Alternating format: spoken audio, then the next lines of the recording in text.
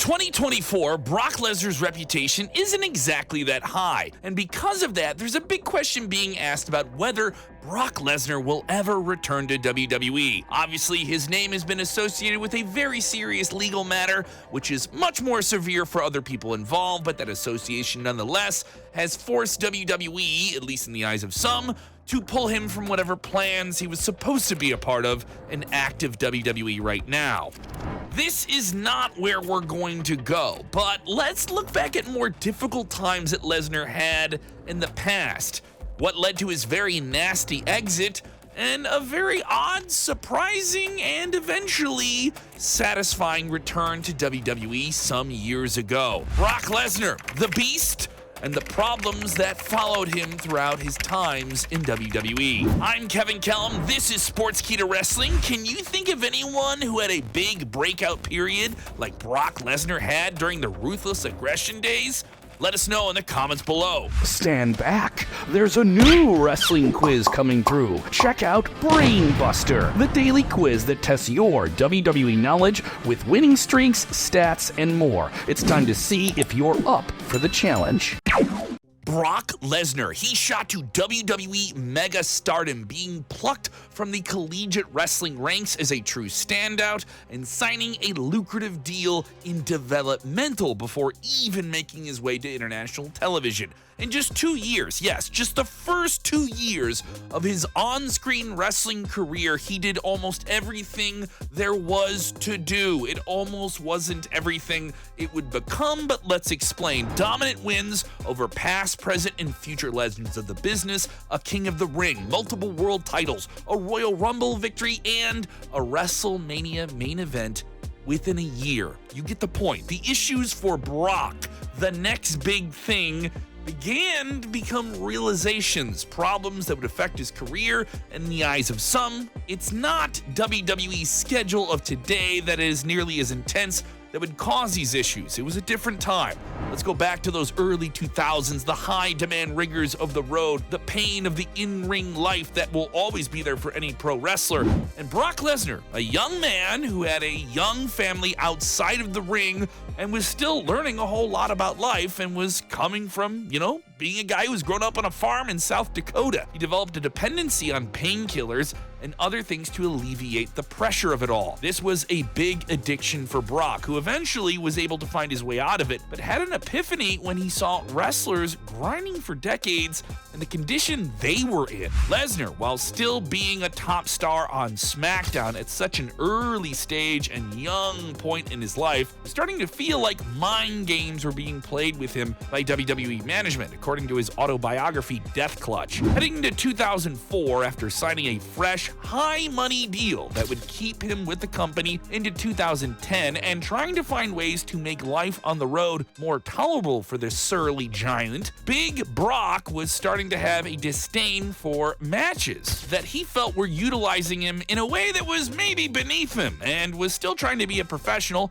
and deliver on his role. This resentment was detailed when he recalled WWE boss Vince McMahon telling him of an on-paper dream match against former WCW monster Goldberg at the upcoming WrestleMania 20 in New York. We will get there. It will be worth it. And he basically said to Lesnar, it didn't need the world title. The same world title that was around his waist and Lesnar was storming around the world with. So when he was pitched losing that WWE title to babyface Eddie Guerrero at the No Way Out pay-per-view event in February of 2004, he was just feeling like a carny stink was on the entire pitch at him. Why couldn't WWE officials simply say they wanted to ride with Guerrero's rising, surging popularity at the time? He was getting fed up with all of that. Lesnar's disappointment with WWE's creative decisions and his general frustration with life on the road would simply just grow after losing the title to Guerrero in an outstanding and underrated match. And still being a huge name, he would have to endure long, exhausting flights overseas to compete on non-televised events, like one in South Africa and a short squash match between No Way Out and WrestleMania against Hardcore Holly. And no rip to old Sparkplug Bob Holly, but it appeared like Lesnar wasn't having it when he saw Guerrero dancing in the main event with Kurt Angle for the WWE World title. He recently lost, and now he's on a live event tour in South Africa, not having a good time powerbombing Bob Holly. Despite being one of the highest paid compensated performers who leapfrogged most of the locker room to the main event, the physical pain, the mental stress, and just everything else was becoming too much. Lesnar, shortly before WrestleMania, declared to Vince McMahon on March 9th at a TV taping directly to him of his intentions to leave the company. Despite his current active contract, Lesnar shared this with the locker room as well. Jim Ross, who besides being a lead TV commentator for WWE, was also the head of talent relations around this time, and he shared on his Grilling JR podcast that WWE officials were not ready for this announcement from Lesnar. WWE invested a lot of resources, money, and TV time into a young Lesnar. Now, he was leaving as one of the biggest names in the company right at the biggest event of the year. It's worth noting that Ross, in this same recollection of events, said that he felt like Lesnar was immature and was maybe a little bit too impressionable and was entertaining bad advice from people in the business. Good old JR added that Lesnar was also verbalizing his discontent with his financial payouts. Word of Lesnar's backstage complaints and his determination to leave the company were soon spreading on this newfangled thing around the time called the internet. Yeah, one of the biggest talking points of that year's Mania was not who would win the biggest matches at the biggest show, it was who was quitting the company right after that big show. As if the tensions with fans were growing and WWE management also growing against Lesnar, that simply wasn't enough. He was not alone in his wish to exit WWE after being upset with their character's direction and the demands of the biggest non-stop wrestling TV circus that is WWE. The other side of the perceived dream opponent for Lesnar at that year's WrestleMania was the spearing, jackhammering Goldberg, who was also now pursuing a path out the door at the very same time after this exact same match. The reported word at the time going into the big match at Madison Square Garden was that Lesnar was slated to get the W over the former WCW World Champion. Yeah, sorry, Big Billy Goldberg. That's the way it was supposed to go down at WrestleMania 20 in Madison Square Garden. But McMahon was so upset with Lesnar, who was leaving, he opted to have the other guy be the winner. Yeah, Bill Goldberg, who was not raised within the WWE system. Even with Stone Cold Steve Austin serving as a badass special guest referee, the negative reaction from the very smart New York crowd was just really something. It was the match, not the match inside the ring. The boos rained down on the ring. The fans knew both these primetime talents were choosing to leave WWE, and they were choosing to let them know on the grandest stage of them all that they weren't having it. And what should have been a clash of muscled up titans, we ended up getting a loser and a winner leaves town match where no one really won anything besides getting booed out of the world's most famous arena. It was also 14 minutes long. Yes, 14 minutes of the most poorly received WrestleMania match ever, with the smartened up crowd coming alive only when Austin beat up Lesnar and Goldberg after the match. Oh, hell yeah, right? At one point during all of this, Lesnar flipped the bird at the fans who were turning on him. Brock didn't need the money, and he clearly didn't need the approval of the fans who paid to see him that night. That's how WWE presented Lesnar in what was considered at the time his slamming swan song in the company that truly made him a household name. Getting speared, jackhammered, stunned, beer bash were done here. It gave you the impression that maybe some in the WWE were just as upset with the next big thing as those fans in attendance in April of 2004. Brock Lesnar, who in just 2 years achieved so many things that even some Hall of Famers would dream of doing themselves, was now leaving McMahon land with a smile. That doesn't mean the otherworldly powerhouse from South Dakota was going to stop beating people up either. His fights outside of WWE were now about to get a lot nastier, and it was not going to be televised, at least for a little bit. Lesnar reportedly signed his release with WWE in quick and abrupt fashion. He wanted to get out of there as fast as possible, but maybe having a lawyer take a second look at what he signed to leave the company would have helped him. Remembering how Brock left WWE with a contract that intended to keep him?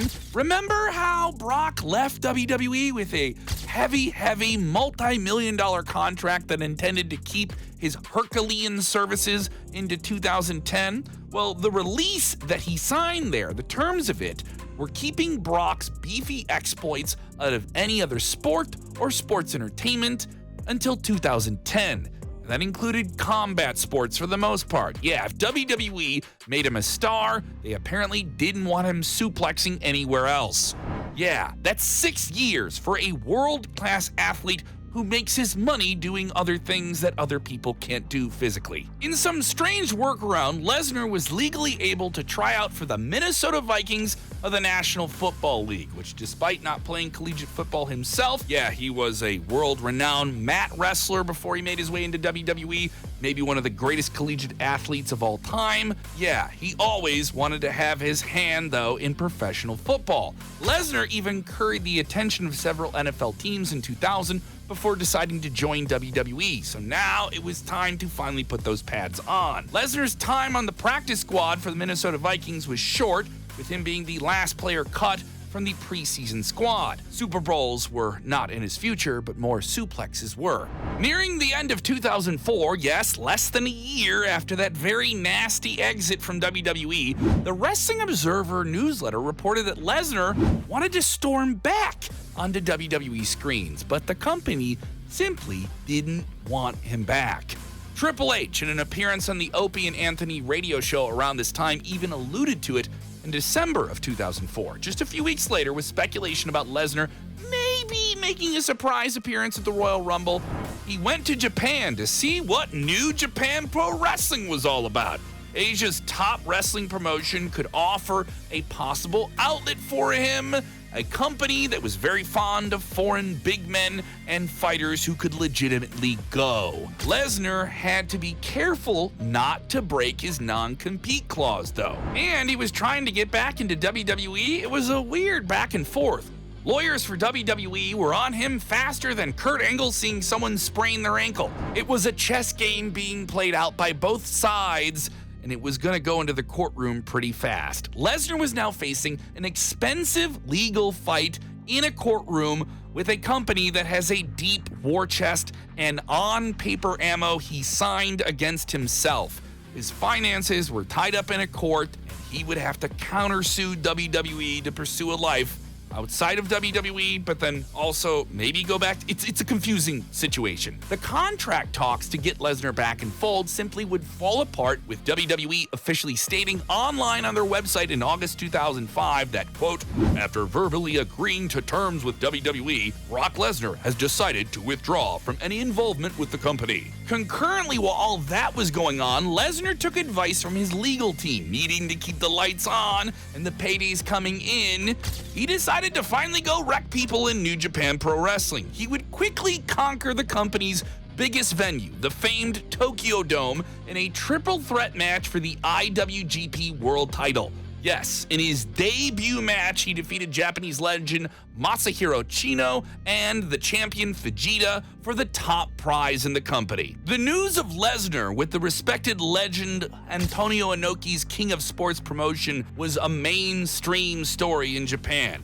It was one of the biggest stories for the company during a challenging time, with the rising popularity of MMA in the country possibly siphoning off pro wrestling fans. Lesnar would have 7 featured matches for New Japan Pro Wrestling, with a victory over future NXT champion Shinsuke Nakamura among them. Much like the way he's been treated in WWE in recent years, he was a featured attraction. Lesnar loved the luxury life he had when he was treated well in Japan, but apparently after the big Tokyo Dome match with Nakamura, he was not happy that he had to travel on a bus with other wrestlers. This was a different arrangement that maybe he wasn't expecting. There was also discrepancies about his compensation, and he decided to hold the IWGP Championship belt as a bargaining chip. Yeah, he kept it with him in his suitcase and went all the way to the airport and was approached by Simon Inoki of New Japan Pro Wrestling. Lesnar refused to give the title championship belt back. In his book, he wrote, "The Inokis must have anticipated my response because Simon had a couple of the New Japan wrestlers with him.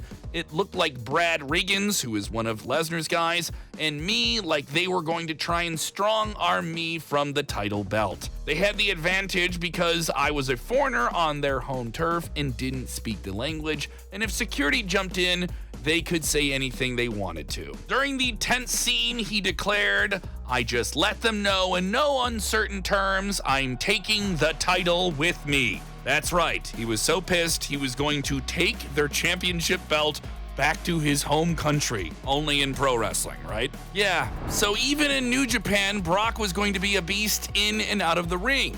Kurt Angle, who, like Lesnar, was a decorated, legitimate wrestler on the mat and a successful sports entertainer in the ring. He shared on his podcast that Lesnar, around this time, was so frustrated with New Japan that he refused to lose or relinquish the title to anyone on the New Japan roster. This led to Angle being brought in at the Beast's request to lose the IWGP title, New Japan's world title, but not in a New Japan show.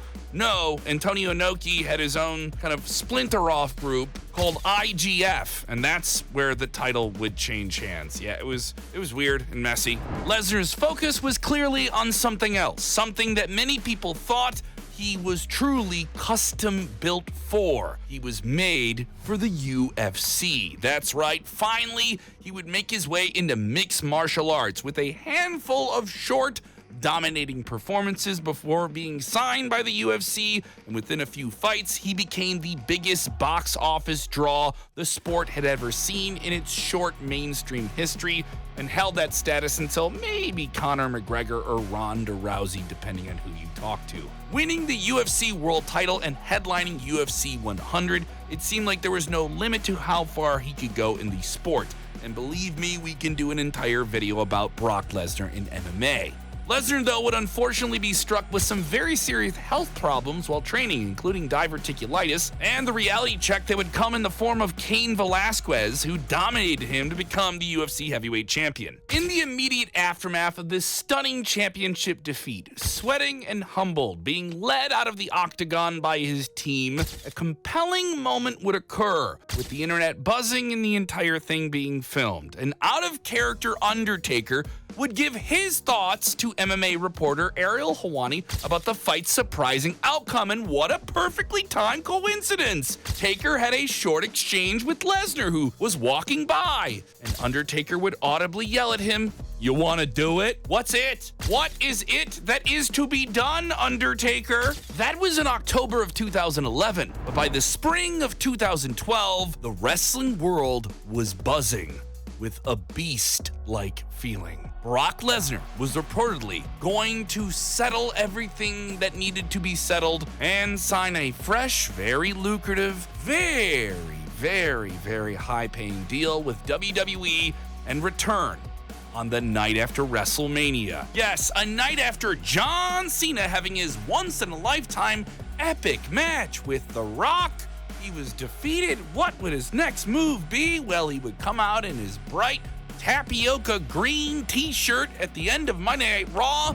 But who else would come out to a massive reaction in front of the Miami, Florida crowd but Brock Lesnar? He was back in WWE. I was there. I was present for this. It is one of the single loudest pops for a return I have ever heard. I've been at several Royal Rumbles. This one may be the biggest. Brock came out to the ring, and he gave John Cena an F5. And that was it. Just like in New Japan, just like in WWE before, Brock Lesnar's Brock Lesnar, and he gets to do Brock Lesnar things and jump ahead of everybody else and work with one of the top names in the business.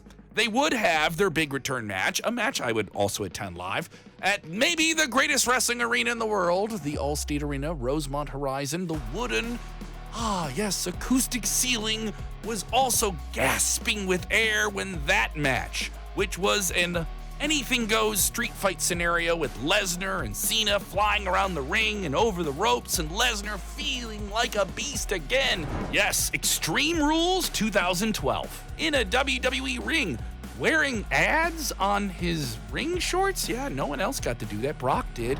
He's selling beef jerky, but someone snapped into him, and John Cena defeated Brock Lesnar in his anticipated return match. A way to restore the magic, this played out word, the aura of Brock could have been done with him crushing Cena in that match. And John Cena, by the way, would have still been John Cena. You still would have seen him. That was the way Lesnar would come back. But don't worry, eventually WWE would get it right with Lesnar, and he would continue to be a featured attraction for the company since then. Now, his status moving forward, obviously, with the circumstances separate from all of this, are very gray at the moment. But certainly, Lesnar's roads in and out of the WWE in that weird period of time are certainly interesting to look back at. What do you think of Brock Lesnar's time away from the WWE? Let us know in the comments below.